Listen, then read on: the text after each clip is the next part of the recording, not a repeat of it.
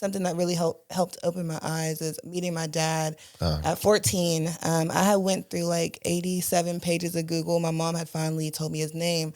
I was like, let me find this man. I went through 87 pages of Google. I found his name, his phone number, and I called him. And I called him. Well, I am the daughter of a teenage mother. My mom had me when she was 16, and she had my older sister at 14. There was 7 of us total on my mom's side, and my mom had us out of wedlock, and she was super young, so like everyone that was our age, their parents were older. We kind of just, because of that, we became really close as a siblings, so yeah. So what's the relationship between you and your mother? Is it kind of like a friendship type of thing as opposed to, mother-daughter? Now me and her are like the best of friends. Growing up, I realized once I got older that she was still a child.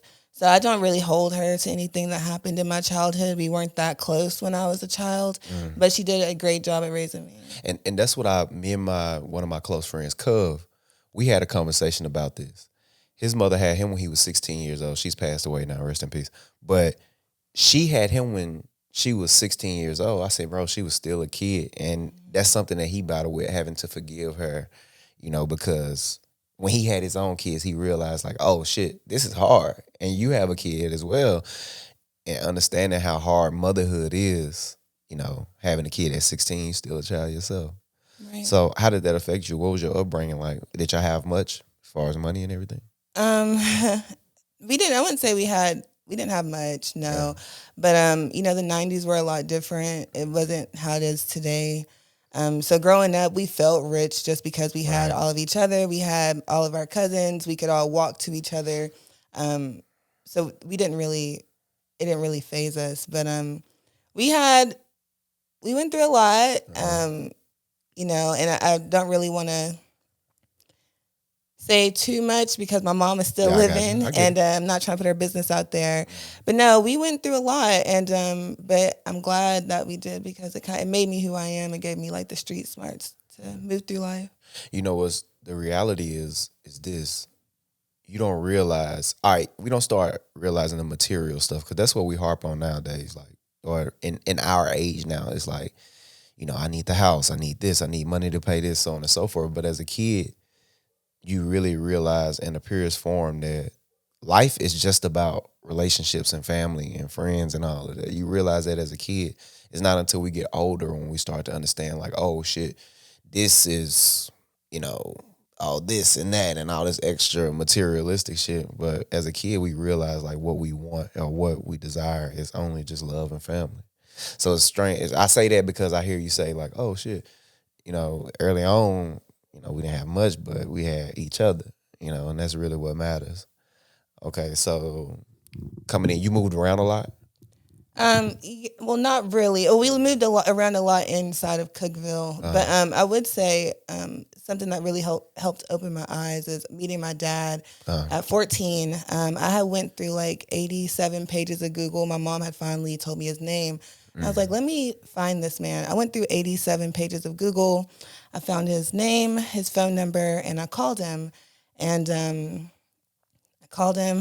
we took a DNA test a few weeks later. He lived in Memphis at the time. Well, he actually lived in Europe. He was in Memphis visiting for 2 weeks. He used to play overseas basketball. Okay. But of course, after he found out he had a 14-year-old daughter, his life kind of changed. But whenever I went to visit them, it was like a culture shock because they were living in a huge house and they had like so many computers there, a freaking swimming pool in the backyard. And then meanwhile, like back at home, like I'm in between living with my grandma and my mom. My grandma's going through like a foreclosure. My mom's going through things like she was in and out of jail at one point. Yeah. So it was like a really big culture shock for me. But I feel like meeting him at 14 and having my eyes open to that kind of made, I don't know, set a precedent in my life to like want to do better. Right. Let's rewind back to that because that's we don't want to brush over that. So you didn't know him up until the age of 14. So were you always actively like, where's my dad? Where's my dad? Yeah, so I remember one of my earliest memories is all of my siblings being gone. This is at the time my mom had 4 kids, and everybody was gone, and I'm at the house with my mom. So I was like, why don't I have someone that loves me? Like, why don't I have a dad? And I remember she had told me this one man was my dad at one point, and I actually ran into his children at church, and I was like, "Oh yeah, I'm your brother. You guys are my brothers." And they're like, "No, we're not." Yeah, yeah. And the guy, their dad, actually came to church like a few weeks later, and he was like, "Me and your mom had a paternity test. So I'm not your dad." And so yeah, she finally told me. A ninth grade teacher that I had actually told me that I looked like one of the kids that he used to coach, and he told me his name, and I was like, "Oh, my mom just told me that that's my dad's name." So I let his name sit in my head for like 6 months before I really tried to do something, and then a few weeks before my 14th birthday is whenever I found him, and then a couple weeks later, right after I turned 14, we took the paternity test. Wow, and he received you well, like. Yeah, my dad is a great guy. And outside of that, another thing that woke me up, so my dad's side of the family is Muslim. So that was something else.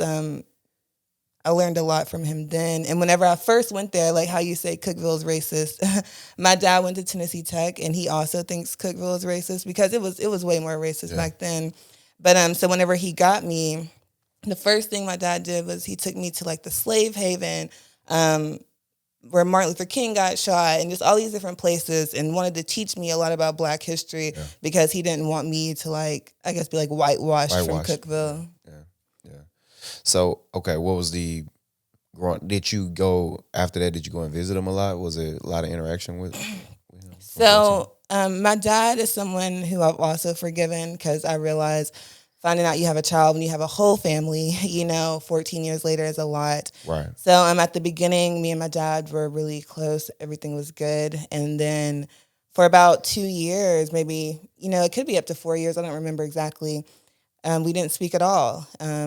But I found out years later that not only was he not speaking to me, he wasn't speaking to his own family. Right. And he had gained a lot of weight, and then he had like a whole career change and things like that. So we did go times without speaking, but now we're super close. My daughter is going to go visit them this summer. Okay. And he was a Muslim, so did you, were you ever exposed to that during the time? Yeah, he actually took me to the mosque with them. And like I said, I was really young, and this is like a Nation of Islam. So think of like Louis Farrakhan up there speaking. And I had a lot of white friends back then. Yeah. And so when they would say certain things, I'm like, well, I love everybody. Like, it made me really uncomfortable back then as a child. But now I actually studied Islam last year, just not really practiced it, but studied it because I really loved what I learned from it. And I took a lot of key things away from the religion to better my life. Yeah, and I think it's, just like any religion, it has its, things that we kind of like, I don't feel comfortable with that. But for the most part, specifically the Nation of Islam, it preaches the betterment of a Black man, how to eat better, how to exercise, what you should eat, what you shouldn't eat, so on and so forth. And even like self-defense and everything like that as well. So I can appreciate an organization that promotes positivity in the Black community because we need it a lot of the times. Okay, so during this time where you're not speaking with your father, from 14 to 18, what's going on in your life at this point? So I would say we stopped speaking when I was probably like 16 or 17, and then we didn't speak again until I was like maybe 20, 21. I don't remember exactly. Right. But so in that, I guess, a lot was going on. Yeah. I had started dancing at 18. I was freshly 18 and started dancing. I don't know, ask me something. Yeah, no, I talked to a lot of women that dance, right? And it's what I figured out up until this point is it's two things that lead to them dancing. It's just a natural love for it, or it's out of like a level of no, it's three things: love for it, desperation, or entrepreneurship. And I don't know how to break into that market. Do you fall under any of those things? So no, I'll actually tell you the story of how I started dancing. They were having an amateur night one night, and I had a group of friends. There's probably like 10 of us, and they were like, "Jasmine, you need to go do this." And it was I think it was like right after Thanksgiving, so Christmas was coming up. And I was like, okay, it's like a $500 prize or something. And so I went and did it. And all my friends were there cheering me on, and I won. And I went back to the dressing room, and one of the like top dancers, she was like, good job. She was like, we make that every night. And that was like a reality check, me at 18, like, wow, $500 every night, And so after that, I was kind of just like hooked in it. I mean, I thought I would just come back one more time, and then the money goes fast. So yeah. How was the whole experience? Like at the beginning or just in general? Just in general. Yeah. It was very eye-opening. Yeah. I learned a lot. That I still use to this day. It's a different life. It's a different type of environment, and it can get scary at times too, as well, right? Yeah, definitely. I've seen people get shot. Yeah. I've seen people do drugs, and I've seen the most beautiful women, a year later be like drugged out and just look horrible. So yeah, it's a lot. How did you get away from that type of stuff? Well, I always had just like a knowing in me that like this wasn't it for me. And then thankfully I had a lot of people in my life that always saw more for me. Yeah. And were able to help me, throughout that. But I remember the last time that I danced, I had went to my friend's house after work. It was like 4 or something in the morning. I had to pick up my daughter at 6. And I pulled up. I was perfectly fine the whole time driving. And I pulled up to their house, and I just started crying. And I was like, God, I don't want to go back there no more. And I had made so much money, probably more money than I ever made. And I was like, I can't do it. Like, I don't want to do it. I felt so dirty. And just knowing that, like, oh, my gosh, you're up there in front of a lot of people dancing. These people are seeing your body. Thankfully, I never was, like, 100% naked. Yeah. But it was like God just put something in my heart, and it's like, you're not going back. So when I prayed, it was crazy because the next week, all the stuff with coronavirus happened, and the strip club was closed down before anything else was closed. Yeah. And so... like divine intervention. For sure. Yeah. Okay. So you start from there, and what do you do after that? What's your next move? You say, I'm not doing this anymore. What next? Well, thankfully, while I was dancing years before, I had went and got a nail tech license. And so I just I'm just going to do nails full time. But I also didn't like doing nails. It was another job, like stripping in a way. And honestly, I wanted to go back to stripping because I was like, I can make this money, in one night. But I was like, let me just stick it through. And so I did nails, and a few months, or probably 6-7 months after that, I've had the opportunity to join Blexit, and that opened my eyes up more. Okay, and let's talk about Blexit. What is it? Okay, so Blexit is like an exit for Black people from victimhood mentality, from these leftist ideals that have been like foisted upon us as empowering Black people. We have 5 pillars. The first one being school choice. The second one, entrepreneurship. Or actually, we have 4 pillars now. I forgot. Entrepreneurship, criminal justice reform, and then teaching history in a way that empowers Black people. Okay. So let's break down all 3 of those. So with teaching history that in a way that doesn't victimize Black people. Yes. Okay. So how do you do that? What does that look like? Yeah, so maybe teaching them more about what was going on with Black people prior to civil rights instead of just teaching them about slavery. Mm-hmm. All we hear about is slaves, but no one knows that like Black people had the highest marriage rates, that we were the highest when it came to like education and all this. We were doing great. No one wants to talk about that. They think that we've just been doing bad since then. But so that's a way to teach to teach history and just to show people in history that aren't really, don't have a light shined on them, and use them as someone to motivate other people. Yeah. So what would you say to someone who says, because I'm in agreement with a lot of it, because I looked into Blexit. I didn't know how to pronounce it. I'm glad you said it, but I didn't know how you guys pronounce it, but I looked into Blexit. So what would you say to a person who would say something like, because I get the idea of teaching history in a way that shows the good of Black people. What would you say to someone who has the mentality of, let's blame the white man, or let's, put it all on the government? What would you say to that person? In this day and age, some people you just have to leave behind. Right. Everybody can't go. If you're going to be blaming the government or slavery on your decisions that you're making in 2023, then you're probably not someone that I want to be around. Yeah, yeah. No, I understand. And what I always say is it's valuable to, you shouldn't forget, but at the same time, it shouldn't be something that we harp on or blame for our conditions at this moment, because the reality is that's why I have this poster here in the background with me controlling myself. I am the master of my fate. Nobody, no one can dictate my fate up until this point, and I can make my own decisions. That's what it is about, being in America at this point. Right. So the other pillars, explain them to me. School choice. Okay. So just pretty much getting parents involved in their children's schooling. I know they have a CRT packet, which please don't ask me any questions about CRT. I'm not the person for that. But they just educate. A lot of it goes to educating the parents about the importance of school choice. Yeah, yeah. And another pillar? Criminal justice reform. I like that one. Yeah, I love that one. But as the organization, I don't think they're clear on where they stand on that just yet. Yeah. So I don't want to say what it stands for them. Okay. But. So where do you stand on criminal justice reform? Well, a harsh reality I actually had recently was there's not one single law that I can change that would stop someone from committing a crime. Right.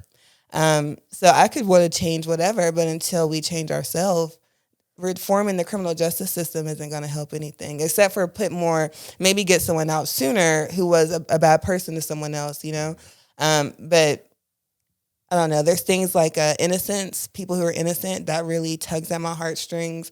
That's something that keeps me up at night. Yeah. Or people who are given like life sentences or almost life sentences for drugs or nonviolent crimes. I don't like that. Juveniles being sentenced to life.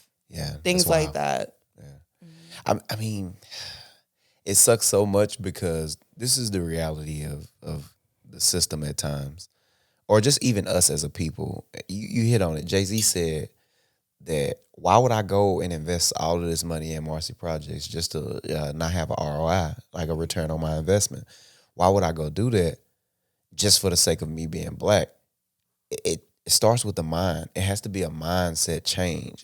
You have to change who you are, what you do, what you eat, how you move. It's so many levels to changing the mentality that it doesn't just start at pouring money into it or spending so much time to like help these people or try to help people, because you see now with trying to do the things that you do with criminal justice reform, sometimes it's just a losing fight. Because it's like you almost want to just grab him. Like, I introduced you to the guy, Sterling. Mm-hmm. I was just, as I talk to him sometimes, I just want to grab him and say, well, why would you involve yourself in any of this shit in the first place? Yes. And the idea is always, well, I went through so much and I was struggling and that's the only thing that I knew. It's like, okay, whoever can say that anywhere, whatever, right? Mm-hmm. But with him specifically, we grew up in the same environment, same, pitfalls, all the things that he's dealt with in life, I have as well. And for the most part, and I chose a different route. I chose military, college, and so on and so forth. Something that we have to do as a people. Now, granted, 28 years is overkill for what he had, but as black people, we have to just realize, like, hey, at some points we make, fucked up decisions, and we have to just educate ourselves. But there are nuances, there are variables involved in these situations where you have people at times who they truly don't know. They come from victim mentality, but also it's a lot of trauma. It was being touched. It was being, put in a situation where all you know is hurt and pain and anguish, and it causes trauma. And as you grow, that's how you move with trauma. So I like what your organization is doing. Thank you. Well, it's Candace Owens and Charlie Kirk's organization now, but thank you. And but about Sterling, I have been speaking to him, and no, I agree with what you're saying, because I told him that I want to see him take accountability for it. Mm-hmm. That I really had to pray about his case, because I like the innocence thing. That really gets my heart going. but I wanted to have some kind of connection to it. And I wanted to see that he took responsibility for what he did. I know it's messed up what they did to him, but I wanted him to see that, like, well, you sold these drugs. No one told you to go sell these drugs, you know? And yes, it's fucked up, but this is part of it. So I'm still in the works of trying to help him. But unfortunately, with his case, he did sign away, like, all of his rights. So that puts me, like, at the bottom. Yeah. So I don't know. His only hope is, like, clemency or something like that. Yeah, it sucks. It sucks. But I do want to talk about your uncle. And that's how we initially made contact. I told you reached out to me on Facebook, and I responded back to you late. I apologize for that. But you reached out to me on Facebook discussing your uncle's case. Can we touch on that? Yeah, for sure. All right. So who is he? What happened? Just give me the whole rundown. Okay, so he is not, like, my mom's brother. He's actually my cousin. Yeah, he's my great-grandmother's sister's son. So a cousin, but everybody calls him Uncle Phil. So whenever I was 6 years old, I think is whenever he was arrested and taken to prison. And I remember back then, because he had just got out of prison like a year before or something. But I remember back then after it happened, everybody was like, he's innocent, you know? And as a child, I would think about him like when Trick Daddy dropped Thug Holiday. I remember like sit up in my room, it's like, I'm going to get him out one day, you know? And he didn't cross my mind for years and years and years. And then one night I had went out to Minerva by myself, and I was driving home, and I was like, he crossed my mind, and I was like, let me Google him. Let me Google his case. I don't know what really happened. So I Googled it, and I saw that he had a petition from like 2020 or 2019, the year prior to when I started. He had a petition, and I was like, like he's still fighting for his innocence? You know, that's crazy. So when I was looking, I was like, damn, like this man has been in here for 20-some years. He's still filing petitions. And so that night I went home, and I dropped down to my knees, and I prayed, and I said, God, if this man is innocent, oh my God, it brings tears to my eyes now. But I was like, if this man is innocent, I want you to make this process fast. I want this to go super swift, and I want this to be easy. And I was like, if he's guilty, I was like, stop me in my tracks. Don't let me move any further. And that next day, I had sent him a letter, and I put some money on his books. He didn't know who I was, so once he got the letter finally, he said that when he received the letter that he was like sitting at the little cafeteria tables, whatever you want to call them, and he was praying, and he said, you know, I had just, you know, I wanted to give up, and I told God, I was like, just give me one more sign. I was like, give me a sign to hold on. You know, it's been so many years I've been in here. And he said they handed him my letter, and it like broke him down. So since then, the rest is history. And then about 4 or 5 months later of me starting this case, I was able to get him back in court, and we're still actively in court. Amazing. Yeah. I hear you speak about God a lot and your faith. It seems like that's really something that's a thing in your life, like before you make decisions. And I don't have any tissue for you. Look at me. It's all good. But before you make decisions, you always call and ask on God, and you have to be you have to be, I guess, immersed in the decision making, and you have to get guidance from God. Where does that come from? Yeah. Well, one, I gave my life to God again. You know, as a child, I was like baptized and went to church and stuff. But when I was stripping, I remember feeling so far away from God because I was living so wrong. Right. But at the beginning of 2020 or 2021, I can't think. I remember I was like, you know what? Because every year I would write down my goals on New Year's. I wouldn't go out. I'd just write my goals down and like, I'm going to accomplish this, and this, you know, whatever. But that year I was like, you know, I'm tired of doing the goal thing. I was like, I just want to give all this to God. Like, let him lead my steps, let him lead my life, and just like do whatever you got to do with me. Like, I'm tired, I'm done. And that's when my life changed. That's whenever everything good started happening for me. And now I call on God whenever I need anything. That's he's definitely my compass in life. No, I agree. Same with me. It's so much that happens with us in life, and to see where you are now, and we can speak more about it. The whole setup of who you are now. You're being like, you decided to go and be, well, first I want to ask you, starting off, did you you didn't start out as conservative or even a politician or anything like that at all, right? So what was the transition?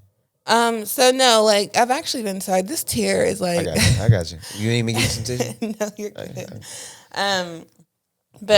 So I've always been a skeptic, I would say. But the thing that really woke me up to like the government, I watched a documentary in 2010. It was called Loose Change, and it's about 9/11. And so when I realized like, wow, the government pulled off 9/11, everything of how I felt about the government changed. And at that time, Barack Obama was, I think, running the next person to run or something, or he was running for a second term. But I was like anti-Barack Obama because I'm like, fuck him, he's fake, it's all a game, politics is a game, whatever. And then there was the Boston bombing that had happened. The marathon bomb. Yeah. I was like really involved in that, like staying up for days because I felt the guy they said did it was innocent. And that's when I realized the media lies to us because we had like information coming in like that, but the news was reporting something different. So I started being anti-news. I haven't watched the news in like almost 10 years. Yeah. But anyway, so after that, I had went to a protest, and this was after for Mike Brown. When Mike Brown passed away, I went to this protest. It was supposed to be protesting mainstream media, but it ended up turning into the first Black Lives Matter protest in Nashville. And so while I was there, you know, there's a lot of passion. We're all upset. Cops aren't killing people back then. You know, it wasn't like a national thing. So we're all upset. We're, you know, chanting our little chants or whatever. And then I see, like, out the corner of my eye, because everybody's, like, walking around with stuff in their hands. I'm like, where are they getting this stuff? And it's, like, this white person in a van passing out, like, bricks and stuff to people. So I'm like, what the fuck? So after that, and like I said, that was one of the first, like, popular cop shootings. After that, I knew that, like, Black Lives Matter, any of that shit was, like, a scam.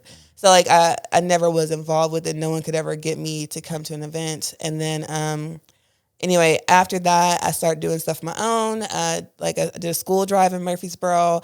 Whenever Robert Arnold went to prison, when he was being investigated or whatever, I went and interviewed him on my own. I interviewed the police chief. So, like, I've always been involved, but it was more like just me because that's just who I was kind of thing. But then after that, like I mentioned earlier, I joined Blexit, and that put me in a different arena. Yeah. I want to rewind back to the white people passing out bricks.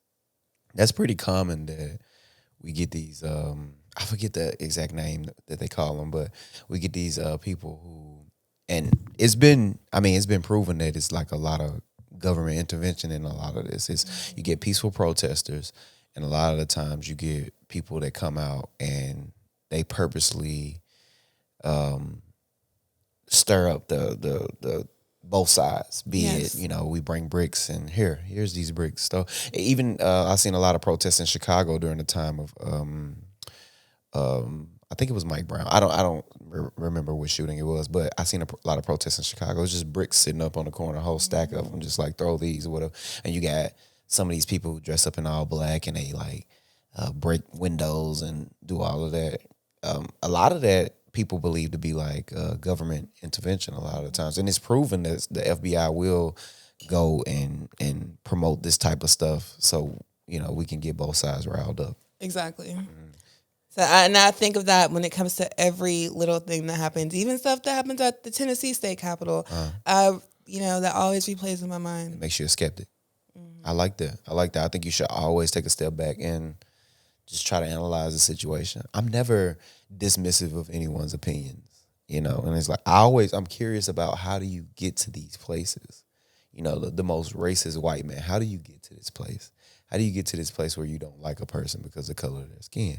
Or you take a black person who's willing to like kill his own people or people in general and, you know, torture them, murder them, whatever the case. How do you get to that place? How do you get so much anger in you? And a lot of the times it's all rooted in something. It doesn't, like, you know, we have just natural psychopaths, right? People just crazy. You know, but a lot of times it's rooted in like something else. How do we create the Jeffrey Dahmer? Do you already have that thing in your mind that's susceptible to do something so horrendous and crazy and just out of pocket all the way around? Do we have Do you already have that in your mind, and what triggered that? What happened? And that's why I think it's important to ask these questions and tell these stories, because, you know, it's, if we don't understand why it's happening, we'll never get to a place of just true understanding, I don't think. Right, for sure. Yeah. But I like what you're doing. Thank you. I work in the death penalty field now, but thank you. I appreciate that. Yeah. I think people like you are important. You know, would you consider yourself a disruptor? Oh, for sure. Yeah. For sure. Because I mean a lot of people give off like Candace Owens. Like, I'm not opposed to what she does at times, you know, which you can never 100% agree with anybody. But it's not about, with me, I don't see agreeing. I see more so of like, let me figure out what that is. And I like the disruptors in our community or whatever. And I think it's important for us because we're not a monolith. We're not all the same. Right. You know, even though your story from this point, you've experienced so many pieces, you know, from start to finish, you know, that a lot of people who are where you are now wouldn't expect you to be who you are.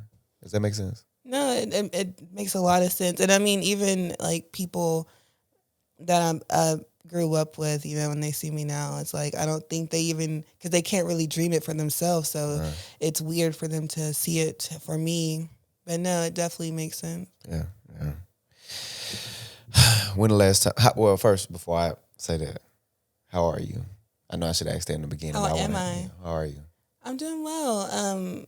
I'm doing well. The last few days have been kind of crazy when it comes to like politics. I've had quite a few people reach out to me and want me to do something. Yeah. They're wanting me to kind of like bring them over to this world. Yeah. And I'm realizing like now it's like, well, I have all these people. What do I do with them? So now I'm looking into starting some kind of club or doing something so I can help more. Just remember, heavy is the head that wears a crown. I'm pretty sure you heard that saying before. And just don't forget you. You know what I mean? Just do not forget you. You matter. Right? You matter. Right. Don't forget you, you know, and that's the most important part of all of this. Just do not forget you. I read your story, you know, you sent me over the article or whatever it was, but I read it, and a lot of the times as I was reading it, I see where you can keep, where you yourself will immerse yourself in situations, and it's all rooted in helping. You want to help. You want to help family. Don't forget to help you. You know, I just wanted to make sure I said that. And also, before we end the show, I wanted to say that I was proud of you. Thank you. I'm proud of you. That. I don't know if you ever heard that or if you even hear it at all. People like us don't hear that shit. Right. Nobody check on a strong friend. Fuck y'all. Right. I had to say that. I'm proud of you too, though. Thank you. You got a great show, and I appreciate you letting me come on and share a little bit of myself. Absolutely. And also, you can come on anytime you want to. Anytime you want to, you know, just bring light to something or anything. Just hit me up. You got my number now. We finally got in contact with each other. Anytime you want to come on, you can. I just wanted to make sure I said that. Listen, if you're watching right now, I need you to go like, comment, subscribe. I need you to go get the merch. We got Jasmine on today. It's a great story you have. But this is the ChoppedByT podcast where we get real, raw, authentic conversations. Until next time.